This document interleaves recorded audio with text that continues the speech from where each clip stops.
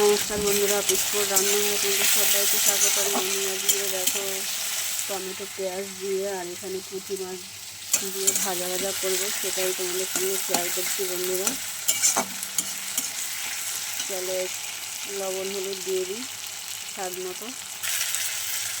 দেখো বন্ধুরা, ভাজা হয়ে গেছে, তাই আমি মাছ ভাজাগুলো দিয়ে দিলাম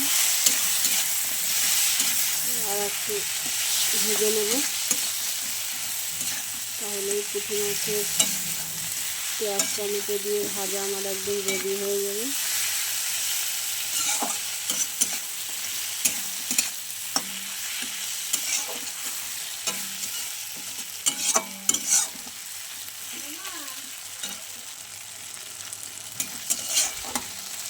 চলো এবার নামিয়ে নিই।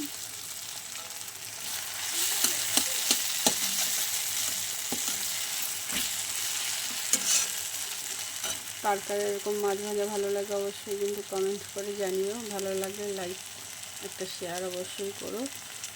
চলো বন্ধুরা এবার নামিয়ে নিই।